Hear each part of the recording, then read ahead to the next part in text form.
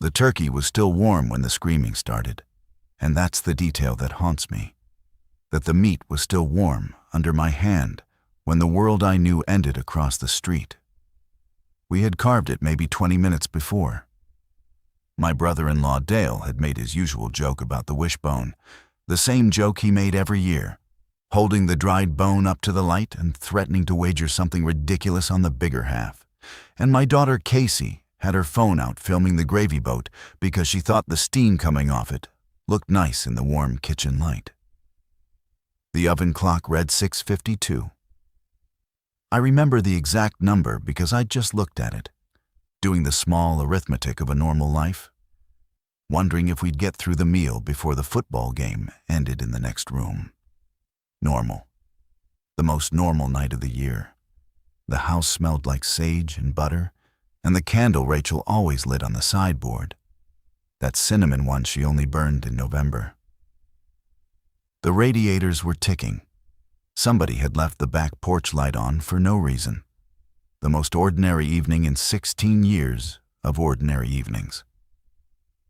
Then a sound came through the front window that I had never heard a human being make, and I have heard a lot of sounds in 48 years on this earth. It wasn't a scream exactly. A scream has a shape to it, a beginning and an end. A person behind it pushing it out on purpose. This was flatter than that, wetter. It came from the Hendersons' place directly across the street, through 2 panes of glass and 40 feet of cold November air. And it didn't stop the way a scream stops. It just kept going until it ran out of air. A long, ragged tearing note. And then it started again, with a new breath.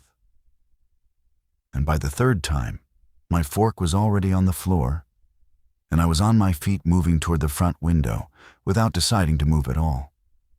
My chair had tipped over behind me. I didn't notice until later. I'm not a brave man. I want that clear from the start, before any of the rest of it. Because what came after might make you think otherwise, and you'd be wrong. I'm 48 years old. I install and service heating and cooling systems for a living. And the most dangerous thing I'd done in a decade was talk myself onto a steep, iced-over roof one January to clear a frozen condensate line. But something in that sound put me on my feet before my brain caught up to my body. And I have thought 1,000 times since, lying awake in the cold dark, that if I'd stayed in that chair, if I just sat at the table one more minute the way a reasonable man would, some of the people I love would be dead now instead of alive. Before I take you any further into that night, I want to say thank you to everyone who keeps coming back to these stories. And if this is your first night here, welcome. If grounded survival stories like this one are your kind of thing, subscribe and leave a comment, and stay with me through this one all the way to the end. Because where it ends is the only part that ever mattered to me. Now, let me tell you exactly what was happening across that street while my family sat frozen at a Thanksgiving table. The Hendersons' porch light was on, the way it always was, a soft yellow bulb over the front door, the kind of warm, dirty yellow that an old incandescent throws, and they'd never replaced it, even when it started to flicker the year before. Linda used to laugh about it. Under that light, on the frost-stiff grass of his own front yard, Gary Henderson was down on his hands and knees. I'd known Gary 11 years. He coached the church softball league every spring, overwatered his lawn until it was the greenest on the court, and once spent an entire Saturday in July helping me drag a dead 80-gallon water heater up out of my basement and into his own truck to haul to the dump. And he'd refused even a glass of iced tea for it. A good man. The plain, unglamorous kind of good that holds a neighborhood together without anybody noticing. He was down on the grass under that yellow light, and his wife Linda was standing over him, bent at the waist, and her hands were on him. And the first thing my mind reached for, because the mind reaches for the ordinary, was that he was choking and she was helping him. Then she lifted her head. Even from across the street, through my own window, in the dark, I could see that the lower part of her face was wrong. Dark and slick and open in a way a face is not supposed to be open. The warm porch light catching wet on her chin and her throat. And Gary wasn't choking. Gary wasn't doing anything at all. Gary was a long, still shape on the grass, and his wife was bent over him, and the sound was coming from her. "Tom." My wife Rachel's voice behind me, low and careful. The voice she used at work when something was about to go very wrong with a child, and she didn't want to start a panic. "Tom, what is it? What's happening?" I didn't answer her, because I was watching Linda Henderson rise up off the body of her husband, slow, unfolding to her full height, and turn her head in even mechanical degrees, the way a security camera pans across a parking lot, until she was looking across the street at the soft, warm glow of my own dining room window, at my family, at the four of us framed in light like a painting somebody had hung in the dark, a holiday scene, a good life lit up for anyone to see. "Get away from the window," I said. And my voice came out so calm and so flat that it frightened me more than the screaming had, because I didn't recognize it as mine. "Everybody, get away from the window right now." Casey looked up from her phone, the screen still glowing in her hands. "Dad, what's—" "Now, Casey, now." I have replayed the next 90 seconds more times than I can count, picked through them frame by frame, and I still don't understand how I got those particular seconds right when I got so much else wrong that night. I crossed the room in 3 steps and hit the light switch by the kitchen doorway, and the dining room dropped into darkness, and suddenly the four of us were just shapes breathing in a house that still smelled like a holiday. The candle on the sideboard was the only light left, one small wavering flame, and I crossed and pinched it out between my fingers without thinking, and the smell of the snuffed wick rose up sharp in the dark. Outside, through the gap in the blind, Linda had started across her own lawn toward the street, not running. That's the thing everyone gets wrong about it. Later, when they try to imagine it, she wasn't running. She was walking with a terrible, patient purpose. The steady, unhurried gait of someone who has all the time in the world and knows exactly where she is going and is in no hurry to get there. "Is that Mrs. Henderson?" Casey whispered. She was 19, home from her first semester at the state college 2 hours north. And she'd spent the whole drive down that afternoon complaining about her roommate's boyfriend. And now her voice was as small and thin as a child's. "Dad, is something wrong with her? Should we help?" "Get your mother and your uncle into the kitchen," I said, keeping my own voice down, level, the way you'd talk to keep someone from bolting. "Away from the windows, keep low and keep quiet." Dale, my brother-in-law, was the only one of us who hadn't moved. He was still half risen out of his chair, a big, slow, soft-bellied man who sold farm and crop insurance for a living and believed, all the way down to his bones, that the world was a fundamentally reasonable and orderly place where bad things had explanations, and explanations had solutions. "Tom, somebody's clearly hurt over there. We should call. We should get out there and—" "I'm going to call," I said. "I promise you I'm going to call. But I need you to lock the front door first, the deadbolt. Do it quiet. Don't let her hear the bolt. The thing about a quiet house on Thanksgiving night is that it isn't actually quiet.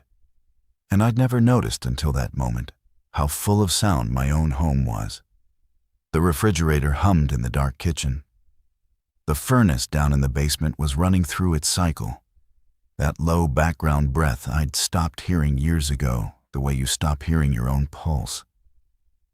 The television in the next room was still narrating a football game to an empty couch, a cheerful idiot voice talking about field position. I moved through all of that ordinary noise toward the kitchen, low. And behind me, I heard Dale's heavy footsteps cross to the front door. And I heard the deadbolt turn over.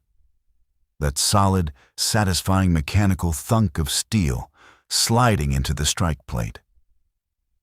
And for exactly 1 second, I felt the muscles in my back come down out of my ears. Then the doorbell rang. The four of us froze where we stood, in our own house. We froze the way animals freeze when a shadow slides across the ground. That old reflex from a much older world. The body knowing before the mind that a predator is near. It rang again. 2 soft electronic chimes, the most ordinary sound in the world. And then Linda Henderson's voice came through the door. Perfectly normal, perfectly warm. The exact same voice that had asked after Rachel's tomato plants every June for 11 years. Tom? Rachel? Everything okay over there? I think Gary fell. I can't get him up by myself.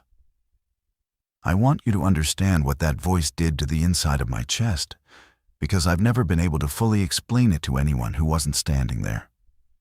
I had seen what was in her front yard. I had seen the dark, slick mess of her face under the porch light. But the voice was so completely, perfectly her.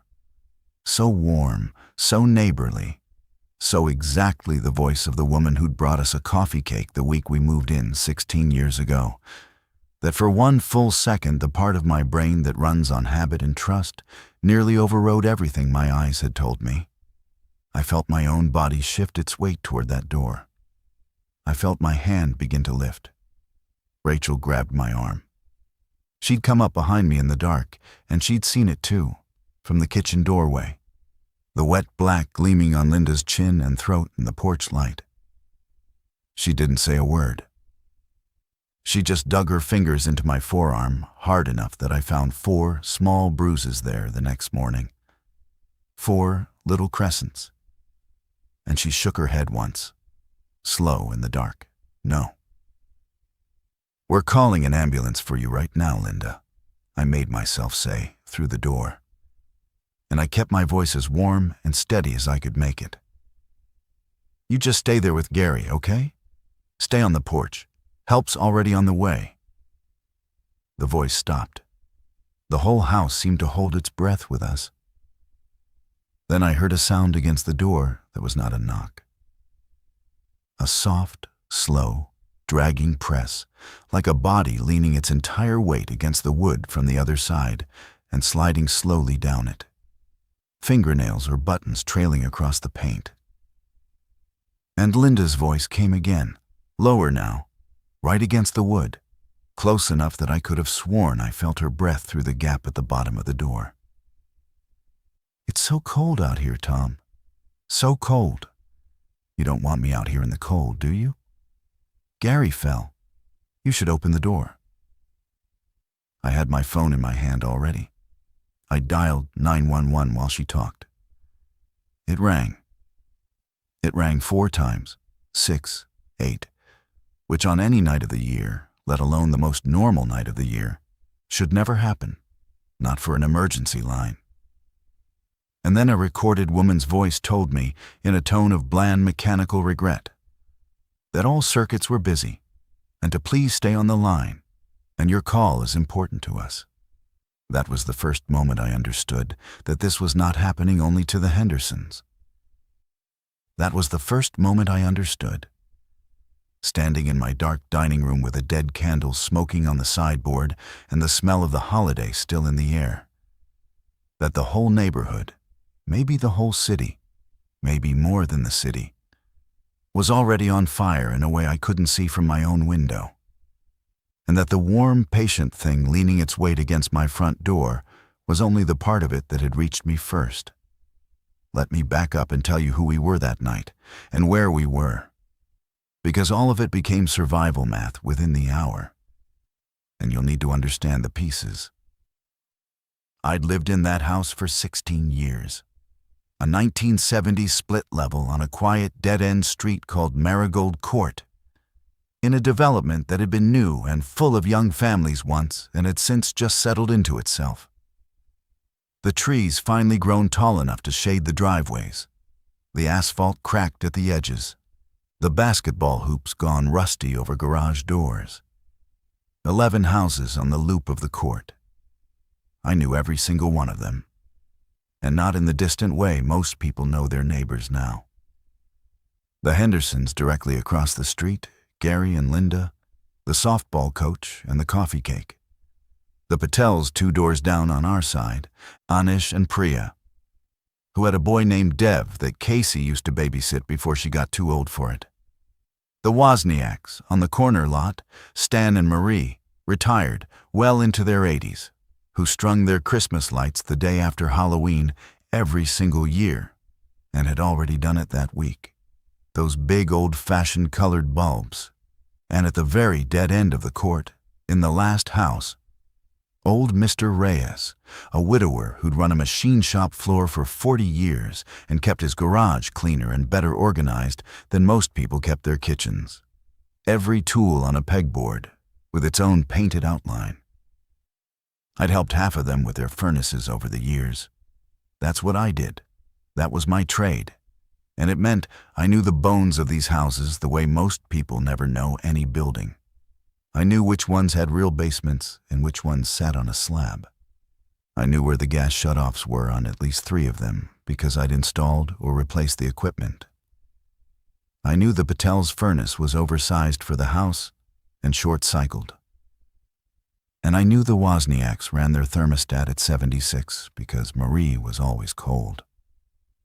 None of that knowledge had ever been anything but the small, ordinary currency of being a decent neighbor in a decent place. It was all about to become the most important information I possessed. Rachel was 46, a school nurse at the middle school across town, which is its own kind of training that nobody gives her credit for. 20 years of staying calm and clear-eyed, while children bled and seized and broke bones and panicked. 20 years of being the steadiest adult in a room full of fear. Casey was 19, our only child, home for the long holiday weekend, sleeping in her old bedroom that we'd half converted to a guest room. And Dale was Rachel's older brother, 51, 2 years divorced. The kind of man who came to family holidays alone now, and a little too loud, and a little too grateful. Who praised the food more than it deserved because we were the warmest thing left in his year. 5 of us in the house that night. Except it was 4 now, because Gary Henderson was already gone in the frozen grass across the street. And I had just told a careful, warm lie to the thing that was wearing the voice of the woman who used to ask about my wife's tomatoes. The dragging weight against the door had stopped. I stood very still in the dark and listened. My own breath loud and ragged in my ears, the phone still pressed to my head, playing its hold message. Then I heard footsteps move across the porch boards, slow, and the soft, familiar creak of the second step that had needed fixing for years. And Linda's voice came again, fainter now, drifting away to my left toward the Patels. "Hello? Anyone home over here? It's so cold out here." She was going to the Patels. I crossed to the front window again, staying low under the sill, and lifted 2 fingers' width of the blind. The street was a long blue-gray well of November dark, the kind of cold, dry, dead-clear night where the stars look closer and harder than they have any right to.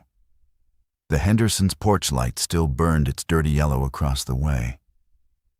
Gary was still a long, dark shape on his own lawn, exactly where he'd fallen. And Linda was crossing the strip of grass between her house and the Patels. That same slow, patient walk, her apron strings trailing. Heading toward the warm, lit windows 2 doors down, where I could see the unmistakable silhouettes of a family at their own dinner table. The Patels, Anish, Priya, the boy Dev, sitting down to their Thanksgiving exactly the way we'd been sitting down to ours 20 minutes ago, before the meat had even gone cold. I had a choice to make right there, in that 2-finger gap in the blind. And I want to be honest about it because it had set the shape of everything that came after. I could bang on my own window, make noise, try to warn that family before the thing reached their door. Or I could stay dark and silent and let whatever was happening walk right past my house to theirs. I banged on the window.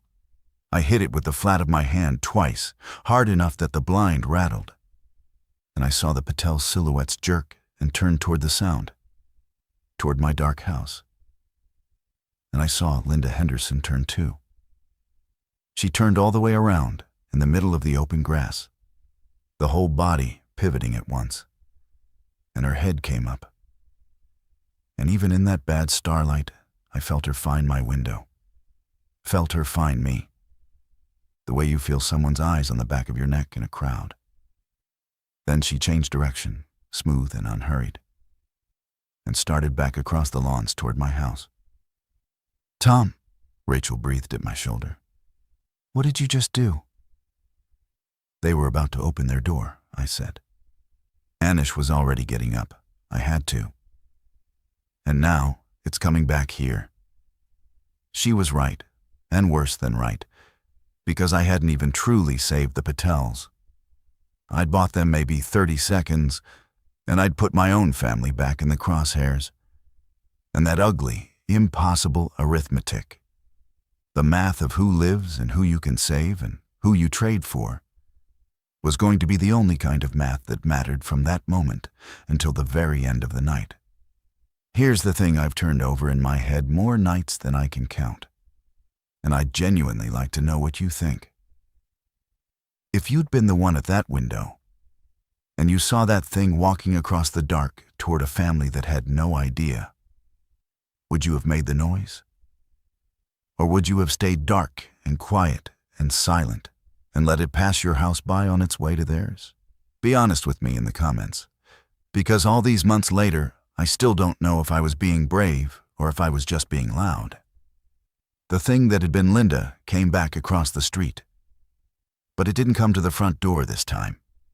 It moved around the side of the house, into the narrow dark strip between my place and the Wozniak's privacy fence, where I had no window to see it from. And that was worse, far worse, because now it was a thing I couldn't watch. And the layout of my own house, every door and pipe and weak point I knew so well, was the only thing telling me where the danger might be. "The garage," I said suddenly, the thought hitting me cold. "The side door of the garage, the service door. Is it locked?"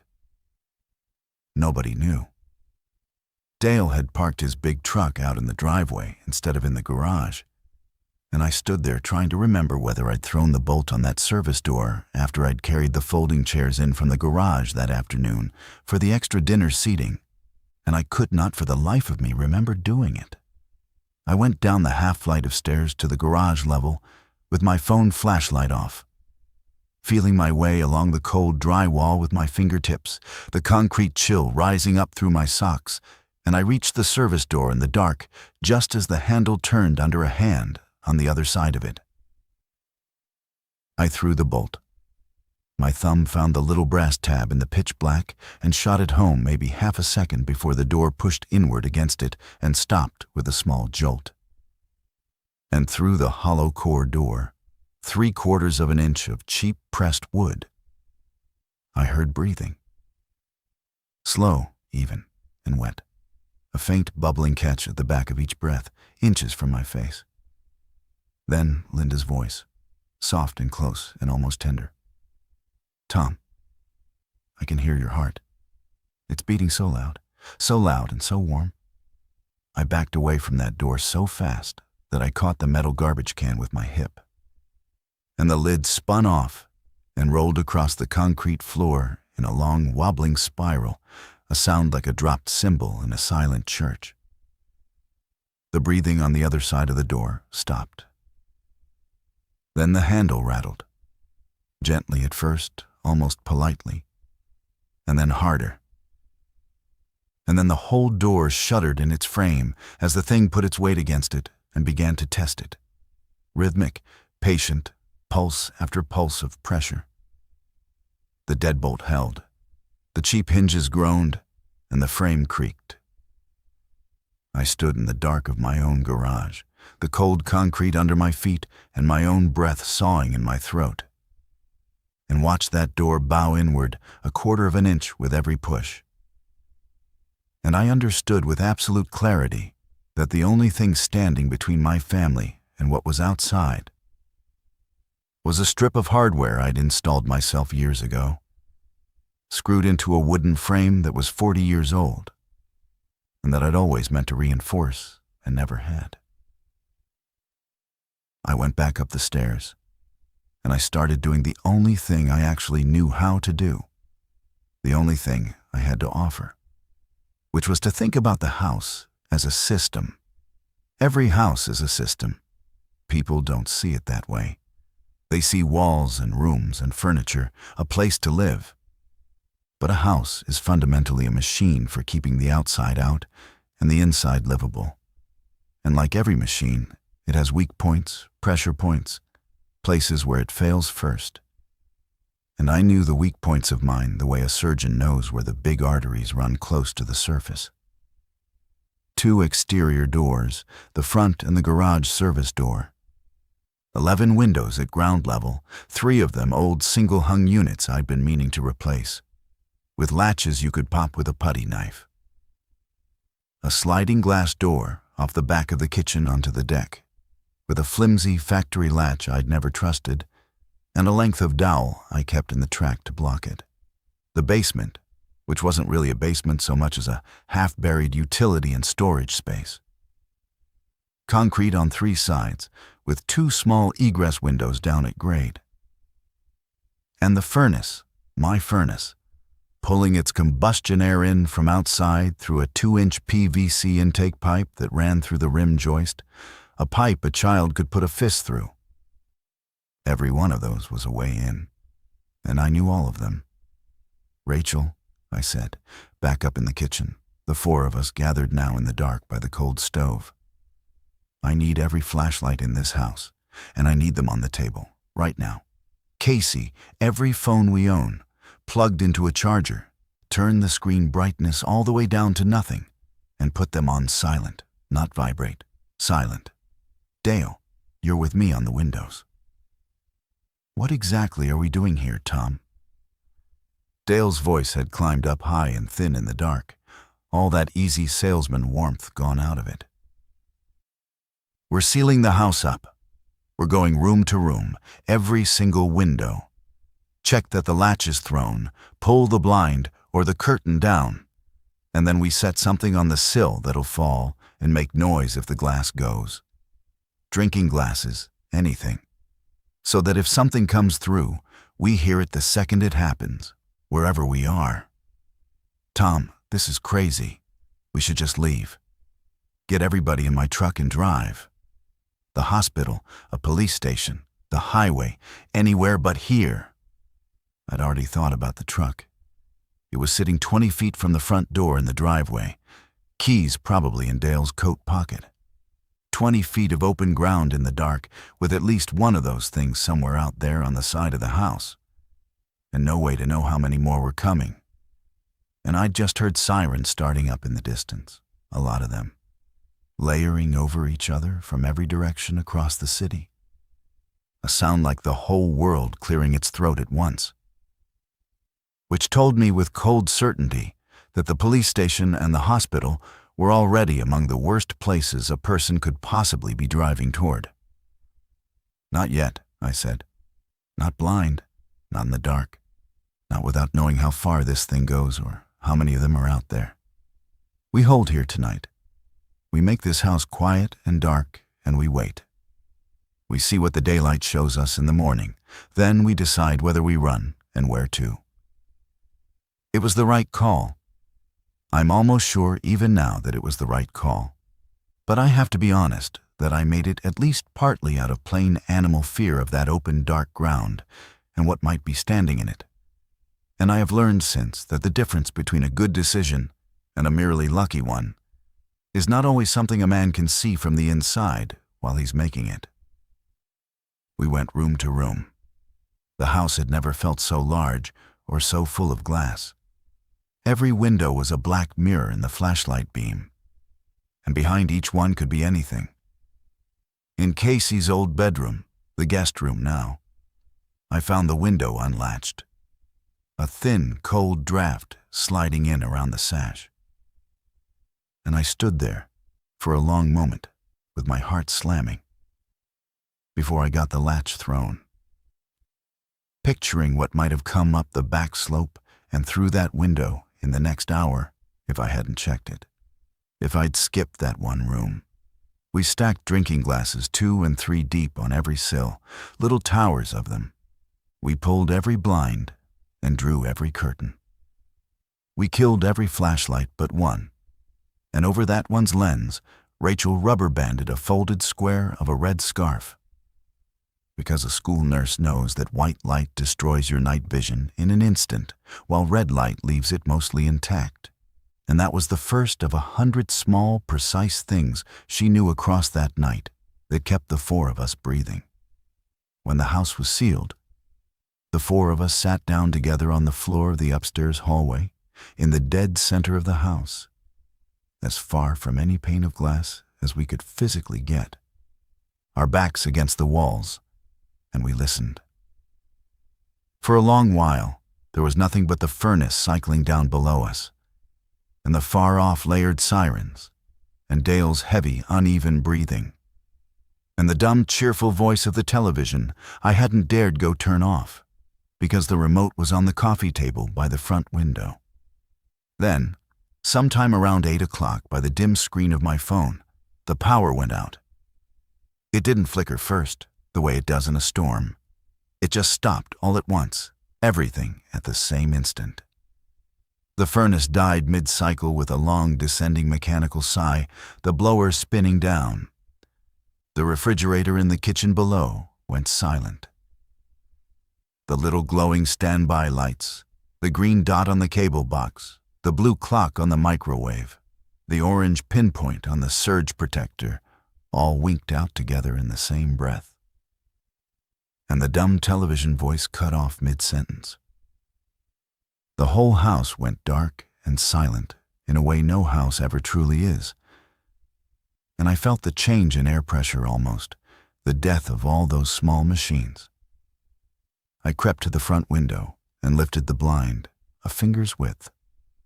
The entire neighborhood had gone black. All 11 houses, dark. The Wozniak's big old Christmas lights on the corner gone. The 2 street lights at the mouth of the court gone. There was only the hard, close starlight and a thin sliver of moon, and here and there, across the wider development, the small, moving white pinpricks of other people's flashlights bobbing behind their own curtains, which meant other people were alive out there, and hiding, and doing the exact same thing we were doing, all across the dark. And down in the basement of my own house, the furnace I'd serviced 100 times for 100 families went cold and still. And I did the math without meaning to, the way I always did the math. And I understood that without it, the house would start bleeding heat within the hour, and that it was 26 degrees outside and falling, and that it was going to get a great deal colder before the sun came up. That was the moment the simple problem of staying hidden became, at the same time, a completely different problem of staying alive. And the 2 of them were going to spend the rest of that night fighting each other for our lives. Cold is patient. That's the thing about it that people who've never really faced it don't understand. A predator gets tired and gives up. A fire burns down to embers. But cold doesn't tire, and it doesn't quit, and it doesn't care in the slightest about your plans or your courage. It just keeps coming, steady, indifferent. taking back the heat you make as fast as you can make it. By 9 o'clock, the house had dropped from a comfortable 71 degrees down to 64. And I knew the shape of that curve in my bones from a career of it. A reasonably tight house bleeds about a degree an hour in still air at that outdoor temperature, faster if any wind picks up. And the radio in Dale's truck, before all the stations went to static, had said something about a front coming through. A real Arctic front pushing down out of Canada, lows in the teens. I'm getting ahead of myself again. The radio comes later, and the radio changed everything. So let me keep it in order. The first real test of our discipline came when Casey needed the bathroom. It sounds like nothing. It is the smallest, most human thing in the world. But the only bathroom on the upper floor was at the far end of the hall, and its single window faced the side yard, the narrow, dark strip where the thing wearing Linda had gone. And so I made Casey wait while I went down that hall first, alone, with a red-filtered flashlight to check it. The window was latched. The blind was down. But when I held my hand a few inches from the glass, I could feel the cold pouring off it. And beneath the cold, faint, carried up through the still night air, I heard a sound from the side yard directly below. A wet, rhythmic, working sound, tearing and chewing. Something was down there in the dark beneath the bathroom window, and it was feeding. And I made myself not think about what it might be feeding on, because Gary Henderson's body was across the street and the Patels were 2 doors down, and I had banged on a window to send this thing away from one family and toward my own. And I could not afford to let myself follow that single thought all the way down to the bottom of it. Not then. Not with my daughter waiting in the dark hall. I let Casey use the bathroom, and I stood outside the door the entire time, with my back to it and the flashlight off, listening to the thing feed below. When she came out, her face in the red light was wet with tears she'd cried in silence. And she put her arms around me and pressed her face into my chest the way she hadn't done since she was 12 years old. And I held my 19-year-old daughter in the freezing dark of our own hallway and felt how small she still was, how much smaller than the thing waiting outside. And I made a promise to myself right then that I did not say out loud. Whatever else happened tonight, whatever it cost, she was getting out of this. She was getting out. A father makes that promise easily, in a single heartbeat, without weighing anything. The cost of it comes later, and the cost is never the one you imagined when you made it. Around 10 o'clock, the knocking started at the houses. Not ours, not at first. We heard it travel, a heavy, patient pounding on a door somewhere down the court, and then a voice, faint with distance, calling a name. A pause. Then, a few minutes later, the same thing from a different direction, a different door, a different name.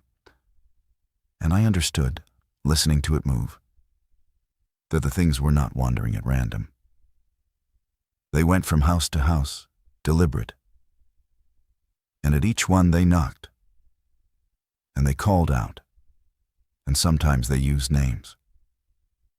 And the slow, cold horror of it settled into me as I realized that they used the names because they had been the people who knew those names. Linda Henderson knew my name, and Rachel's because she'd been our neighbor for 11 years. Whatever was left inside that ruined body had kept exactly that. And only that. The knowing of names, the warmth of the familiar voice, the neighborly concern. Everything that had made a neighbor, turned inside out into a lure to get a door to open. They're using what they remember, Rachel whispered. The 4 of us were pressed together against the hallway wall now, all under a single comforter we'd pulled off the guest bed sharing body heat, our breath faintly visible even in the dim red light. To get people to open their doors. Then we don't open doors, I said low. Not one. No matter what we hear out there, no matter whose voice it is. I want all four of us to agree to that right now, in the dark, out loud. Nobody opens a door tonight. Nobody. I don't care who it sounds like or what they're saying. They agreed.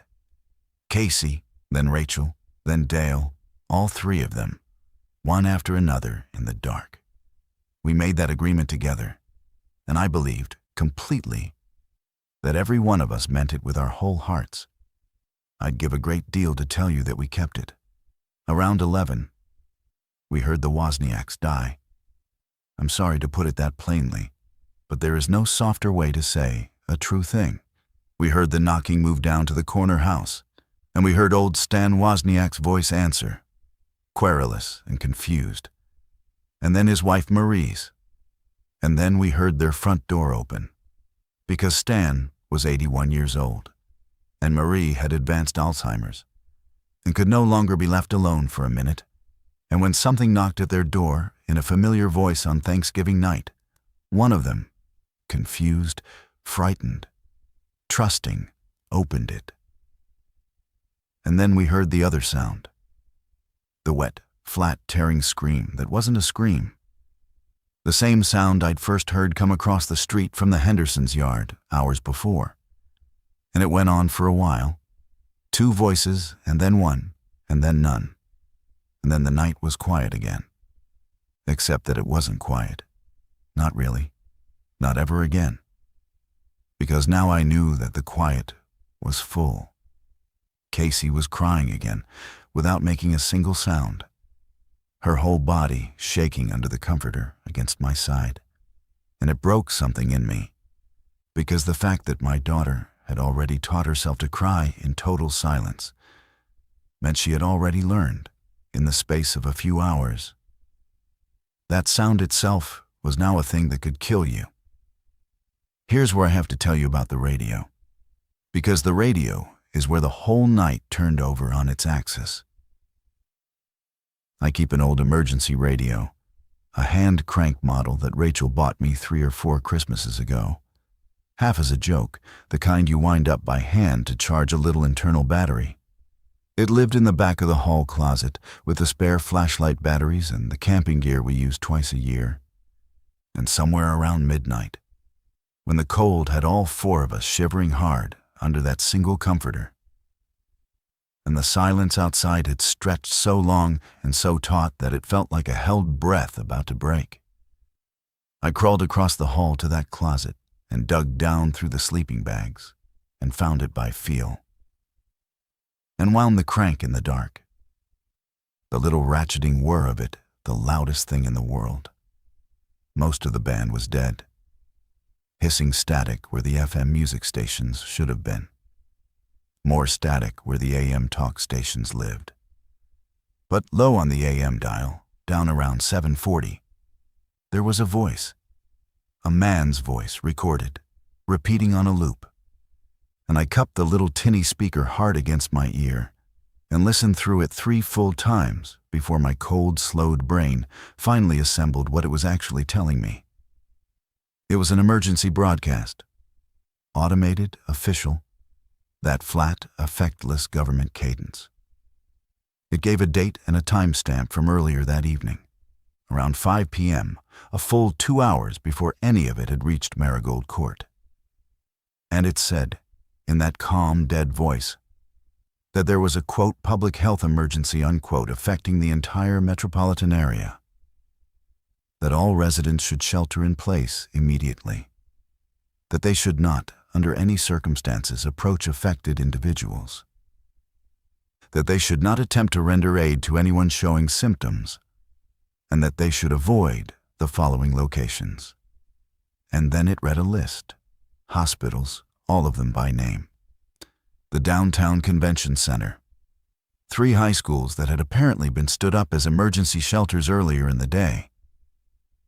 The exact places every frightened person in the city would instinctively run toward. the exact places I myself had been weighing in my head as destinations for Dale's truck. But that wasn't the part that changed everything. The part that changed everything was the last line of the loop.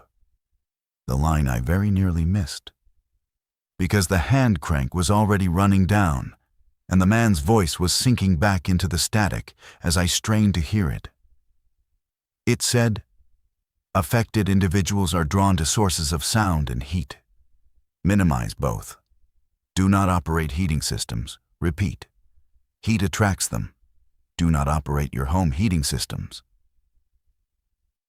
I sat there in the pitch dark of that closet with the dying radio going silent in my hands. And I felt the entire floor drop out from under everything I'd thought I'd been doing right all night. Because I'd been about to make the worst mistake of my life. The cold was the obvious enemy. The cold was the thing I understood in my bones, the thing my whole career had trained me to fight, the dragon I knew how to slay. And my next plan, the plan I'd been quietly turning over and refining for the past hour as the house temperature slid down through the 50s, was to get down to the basement, clear the furnace's combustion intake, and find some way to fire it on the small reserve charge in the control board's capacitor, or jury-rig the truck battery to it. Anything at all to put heat back into the house before the cold did what cold does to a family huddled under a single thin blanket. I had been planning, in detail, with all my professional skill, to fill the house with the one thing in the world that would call every one of those things straight to our walls. Heat attracts them. I had spent 25 years of my life moving heat around inside buildings, and heat was the thing that was going to get my family killed. I crawled back across the dark hall to the others, and I told them, low and slow, word for word, exactly what I'd heard come out of that radio. And I watched Dale's face change in the dim red glow. Because Dale had spent the last hour arguing, gently and then less gently, that we needed to get heat going, that we'd freeze before morning, that the things outside had clearly moved on, that the cold was the real and present danger, and the monsters were the imagined one. Dale wasn't wrong about the cold. He was only wrong about which way the danger ran. And the broadcast had just told me, with 2 hours of authority behind it, that the single instinct that felt the most like safety, the warm, bright comfort of a heated home, was the exact instinct that would get every one of us torn apart. "So we just freeze," Dale said. His voice was flat now. "That's the new plan. We sit here in the dark and we freeze to death." "We don't freeze," I said. "We get cold. There's a real difference between those two things, and Rachel knows it better than anyone in this house, and we are going to do every single thing right to stay on the living side of that line. But we do not make heat. Not the furnace, not the gas range, not the water heater, not a candle any bigger than we absolutely have to have. Nothing that throws a thermal signature out into the dark for them to read. We go cold and dark and silent, all three at once, and we ride this night out." It changed the entire shape of what we were doing, that 30-second broadcast. Up until midnight, I'd been a man defending a house against intruders. After midnight, I was a man trying to make his own family invisible across two different senses at the same time, sound and heat, knowing all the while that the very systems built into the house to keep us comfortable and alive, the furnace, the water heater, the warm, bright human glow of a lived-in home, were precisely the things now marking us as prey. And it raised a question I couldn't stop turning over in the cold dark. A question that frightened me more the longer I held it. If they were drawn to heat, and we'd killed every source of heat in the house, then how were they finding people at all? And the answer, when it finally came to me sometime in those small black hours, was the worst possible answer. And it was us. our own bodies, 98.6 degrees of us. 4 warm, living shapes in a house that was getting colder by the hour.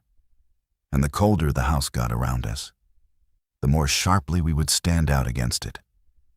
The way a candle flame stands out brighter in a darker room. We weren't truly hiding from the heat seekers by killing the furnace.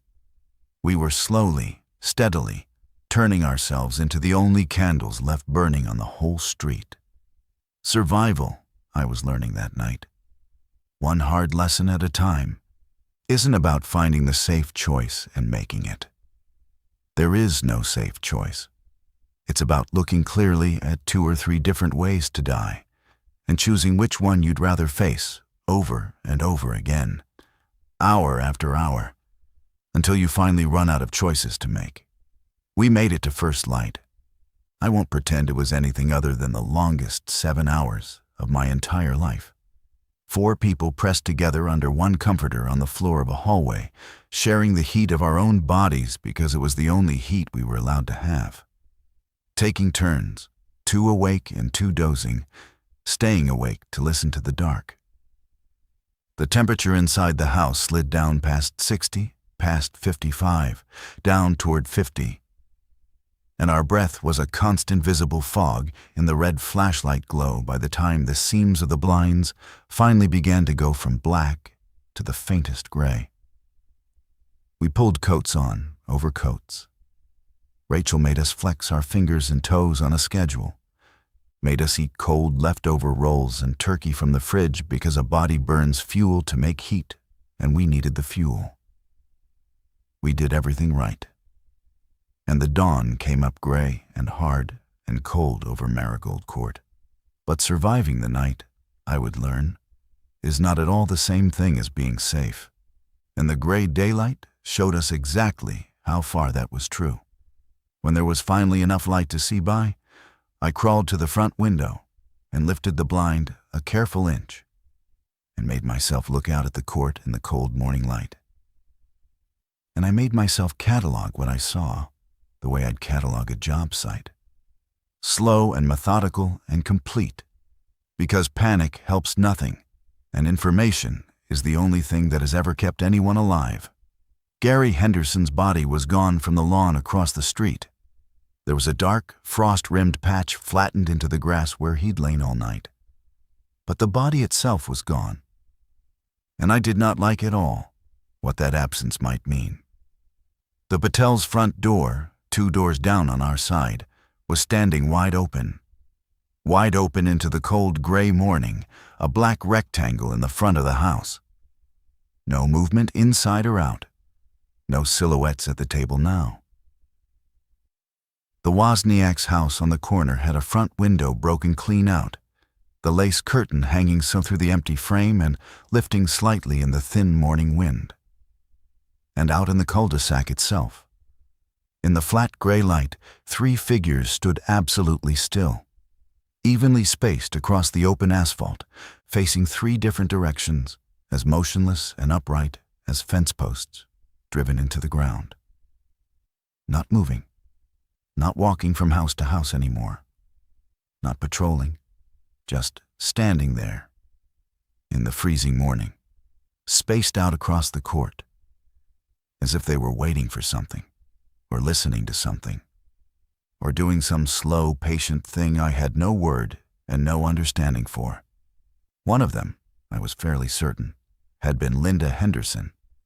One of them might have been a man from a house at the far end of the court that I didn't know well. The third one was small, and I made myself stop looking at the third one and never looked at it again. In the daylight, I could see them clearly for the first time, all the way across the night. And the thing that struck me, the thing that put a cold deeper than the house into the center of my chest, was how little was actually wrong with them. The movies had trained me my whole life to expect ruined things, rotting things, gray peeling monsters out of a nightmare. These weren't monsters. These were my neighbors, in their Thanksgiving clothes, standing in the middle of my street. and except for the unnatural stillness and the dark dried stains down their fronts, and the wrong, slow, mechanical way the heads turned to scan, they looked exactly like people I knew.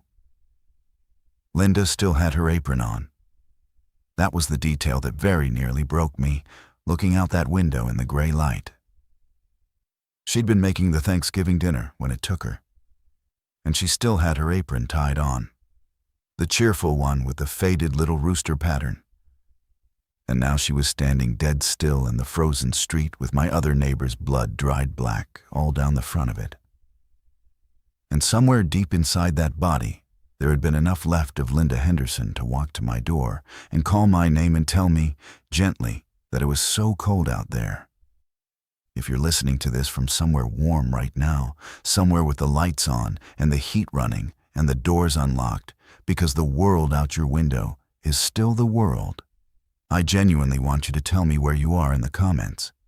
I mean it. I want to read it. I want to know that there are still people out there in lit, warm kitchens on ordinary nights, because there's a part of that gray morning that I have never gotten back since, and it's the part of me that believed lit kitchens were safe. We needed to decide whether to run or to stay, and the daylight had managed to make that decision both far clearer and far worse at the same time. Clearer because I could finally see. After a whole night of hearing things in the dark, I could see the layout of the threat. Worse, because what I could see was that the things did not sleep in the daylight, were not slow or stupid or blind in the daylight, and were if anything more organized in the daylight than they had been in the dark, standing their silent, spaced-out watch across the court like sentries who'd been posted there. And worse, far worse, because of the cold. The broadcast had been absolute. No heat. We'd survived one full night at 50 degrees indoors by the narrowest of margins, with all our discipline and Rachel's nurse's knowledge. But the radio, in the few seconds of clarity I'd gotten before the crank wound all the way down that morning, had said the front was still coming, that overnight lows were dropping into the teens, and a house sitting at 50 degrees in still air becomes a house at 35 degrees when it's 15 outside, and 35 degrees for a long night, with no heat and not enough blankets, is how people die quietly in their sleep without a single one of those things outside ever having to touch them. So the math had a hard deadline now. We could stay hidden, but the cold itself would eventually force our hand, which meant the real question was never whether to leave, only when, and every single hour that we waited. The things out there organized themselves a little more thoroughly across the only road out of the court. That was the situation, exactly, when Mr. Reyes signaled us. I very nearly missed it entirely. I was crouched at the front window, doing my slow morning catalog, when a flash of light caught the far corner of my eye, coming from the dead end of the court, from the very last house, the widower's house, the old machinist's. A flash, a pause, then two flashes close together. A pause, then three, a mirror or a piece of polished steel, throwing the low morning sun across the court and against my window in a deliberate, counted, patterned sequence. Not an accident, not a reflection off a moving car, because there were no moving cars left in the world. A man, signaling another man, across a street full of standing dead, in a language made of light, because light makes no sound and throws no heat. I found a small hand mirror in the upstairs bathroom, and I crouched at the window, and I answered him. 3 flashes back, angling the glass to catch the sun and throw it down the court at his house.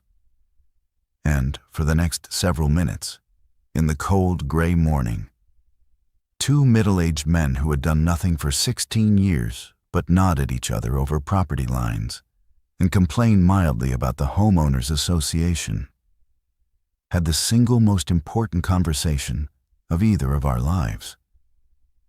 conducted entirely in flashes of reflected sunlight. A conversation that I understood only much later. The thing standing in the street between us could neither hear nor read, because it made no sound at all, and threw off no heat for them to find. He flashed a long, complicated series at me, and I couldn't read any of it. Too fast, too many. I flashed back a single, long, steady hold of the mirror, which I hoped he'd understand to mean, "I don't understand you." There was a pause from his end. Then he tried something far simpler. One flash. Then, through his window, I could just make out his arm, pointing down at the ground, at the floor of his own house. One flash, and a point straight down. Then he held something else up that I couldn't make out at that distance, and flashed it 3 times fast. It took me a long time, crouched there at the cold glass, to work it through. But Reyes had been a machinist on a shop floor for 40 years. A man who'd spent his whole working life solving physical problems with his hands and his head. And what he was telling me, I finally understood, was this. He had something down low, down below, in or under his house. And he wanted us to come. Why on earth would a man who'd survived the whole night alone want to draw 3 more warm, living bodies across 40 yards of open street, swarming with the dead toward his house? That question should have stopped me cold. I want to be honest that it didn't. Not enough, not the way it should have. Because by that point, the cold was a 4th presence in our house. A thing I could feel taking my family 1 degree at a time. And the simple idea of another living survivor out there. An older man who worked with his hands and clearly still had his wits and apparently had something. Felt like the first genuinely warm thing I'd touched in 12 hours. I should have asked, much harder, what the something was. We spent the whole short gray day planning it out, and we made the decision to wait and move the following night, which I know on its face sounds insane, choosing to cross in the dark. But here was the logic of it. And it was Rachel who first saw the shape of it clearly. The things were drawn to heat and to sound. In broad daylight, our warm living bodies crossing 40 yards of open, frozen street would stand out against the cold ground and the cold air like 4 flares lit in a dark field. But at night, in deep, hard cold, if we moved slowly and silently and kept low to the ground, and if we did one more thing besides, we might cross as something much closer to invisible. That one more thing was the worst part of the whole plan, and it was mine, and I'm the one who has to own it. If they hunted by heat, then the answer was that we needed to not be warm, not entirely, not while we crossed. And the only way I could think of, with everything I knew about heat and bodies and air, to dampen a human thermal signature in 15-degree cold was to let ourselves get cold first, deliberately, dangerously cold, right up to the precise edge of where Rachel as a nurse said we could safely go and not 1 degree past it, and then to wear that coldness like camouflage for the 4 or 5 minutes it would take to cross the court.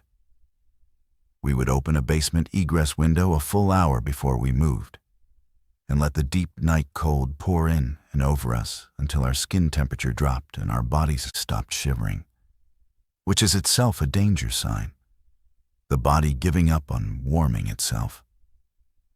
And then, in that narrow window, we would move, fast and low, while we were too cold to read clearly against the freezing ground. And we would reach Reyes's open garage before our cores recovered and our bodies began throwing off readable heat again. It was a terrible plan. It was a plan that traded one lethal danger directly for another and prayed that the timing held in the middle. Rachel hated every part of it.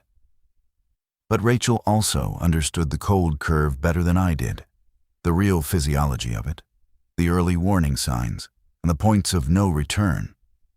And after the better part of an hour of arguing it through in whispers in the cold gray dark, she finally agreed that it was survivable. Barely, if we did it exactly right and didn't linger a single extra minute in the open. And that staying put meant only freezing more slowly instead of more quickly, which wasn't a plan at all, just a slower death. Casey was the one who finally asked the question none of the rest of us had wanted to say out loud. What if it's a trap, though? What if Mr. Reyes isn't? What if he's already like them now, and he's just better at faking it than the rest? What if the mirror is just a quieter way of knocking on a door? I didn't have a good answer ready, and that silence sat in the cold room for a moment. The voices at the doors had used our names. The warmth of a familiar neighbor was the whole lure. And what was a patterned mirror flash, really, but a quieter, smarter, more patient version of a familiar voice calling your name through a door in the dark? I'd told my own family, hours before, that the one unbreakable rule was that nobody opens a door no matter who or what it sounds like. And now I was the one proposing we cross a deadly open street to walk willingly through a near stranger's open garage on the strength of a few flashes of light I could barely read. Then we see it before we commit to it, I finally said. That's the safeguard. We cross to his garage, we stop short, and we look. We watch. If anything at all is wrong, if anything feels wrong, we don't go in. We break off and we run for Dale's truck instead.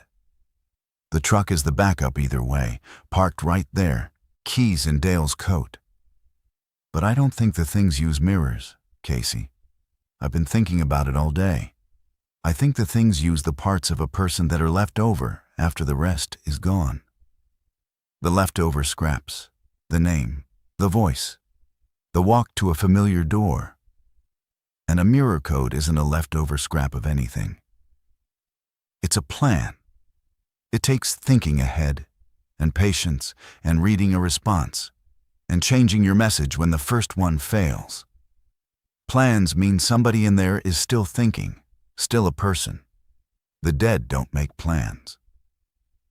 I believed every word of that. I still believe the reasoning was fundamentally sound. But I'd also been completely, fatally certain about the furnace 12 hours earlier. Certain on reasoning that had felt every bit as sound while I was making it.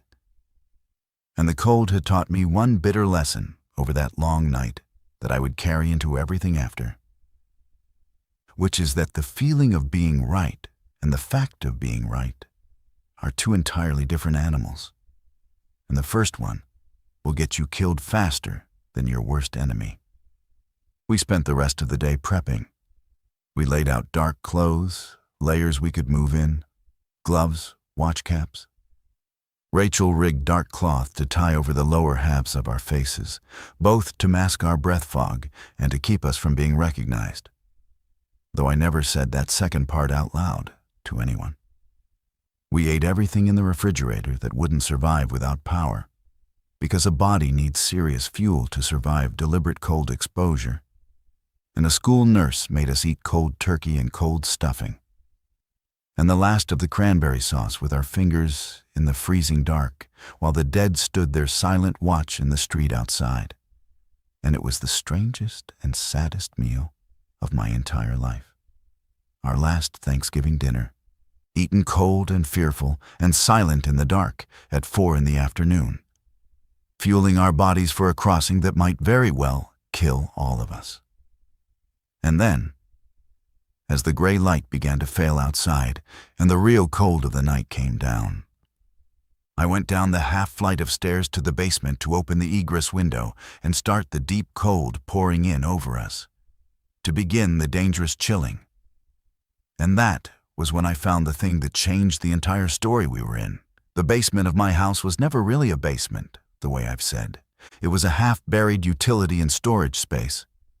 poured concrete on 3 of its 4 sides, with the furnace and the dead water heater standing at one end, and a low crawl section at the far end, where the foundation stepped up to follow the slope of the lot. I'd been down there 1,000 times in 16 years, to change a filter, to chase a noise, to fetch a box of Christmas ornaments. But I had never once been down there in the absolute silent dark of a dead world, listening with everything in me. And so I had never once noticed before that there was a faint sound coming through the foundation wall on one particular side. Not the Henderson side.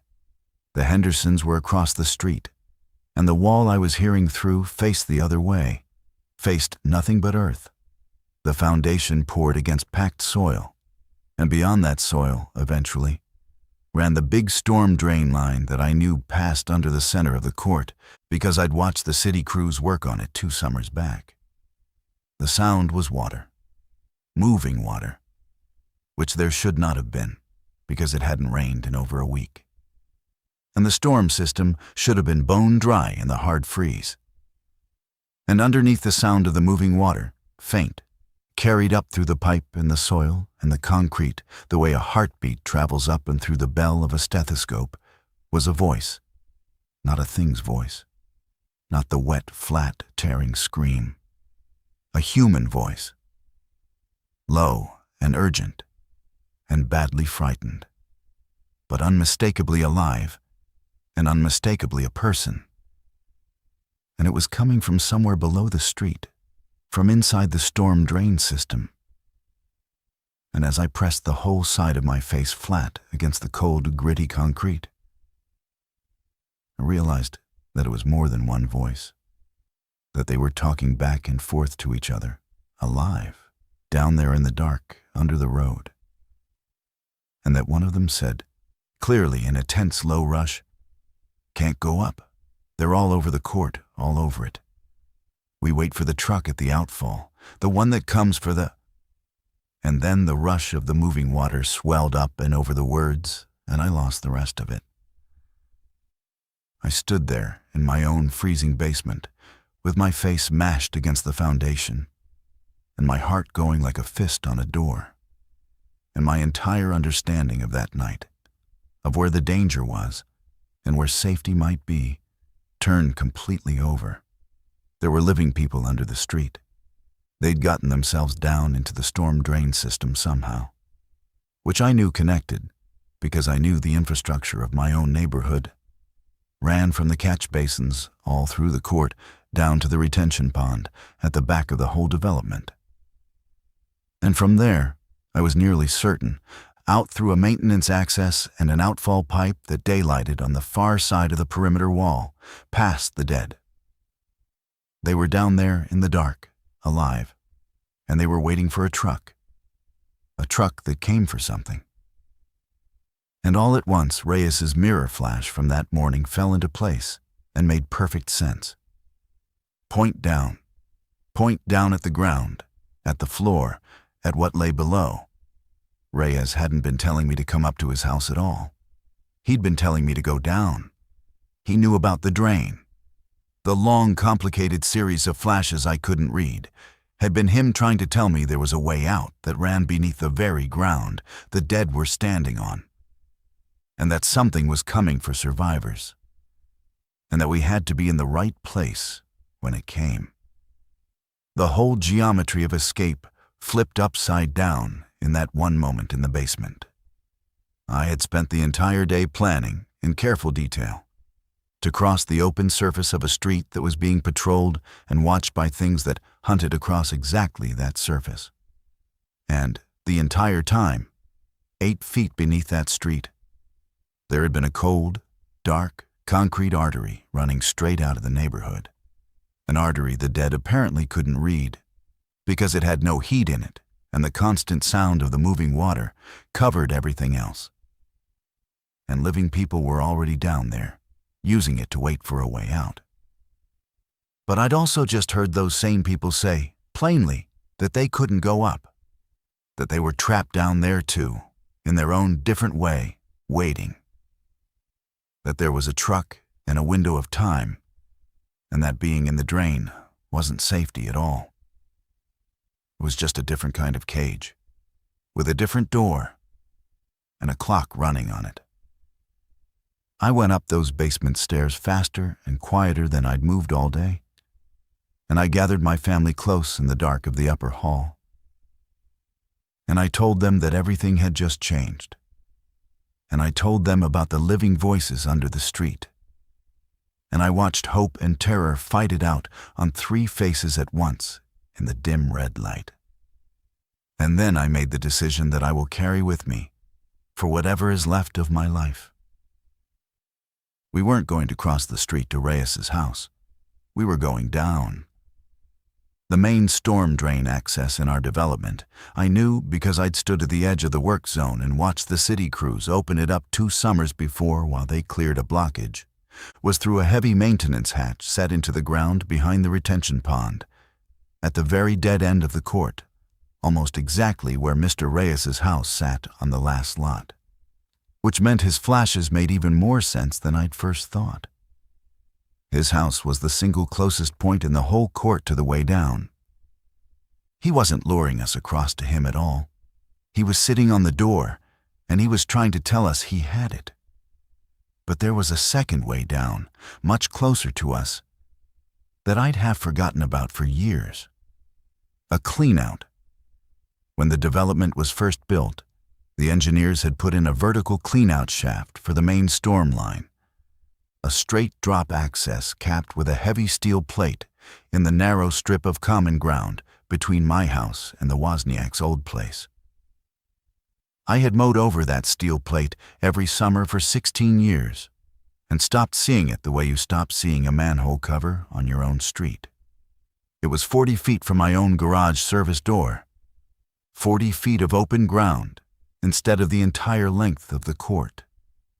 I told Rachel about the clean-out, and her face in the red light did a thing I will never forget, because she understood the full cost of it before I'd even finished laying it out. 40 feet to the clean-out, yes. But the clean-out was a vertical shaft, a narrow concrete tube with steel rungs set into one side, a 10-foot straight drop down into moving water in absolute darkness. And there were 4 of us. One of us was 51, and heavy, and badly out of shape. One of us was a girl I had silently promised would get out of this no matter what. And there was the cold, and the dark, and the 3 things standing motionless in the street with, for the moment, their backs more or less turned to us. "We can't do the cold down plan and the drop both," Rachel said, very quietly, and I could hear her working it through with the cold, clear part of her mind, even as the rest of her was afraid. "If we deliberately chill ourselves down to mask our heat, and then we have to climb down steel rungs into moving water in total darkness, with hands gone numb and clumsy from the cold, somebody slips.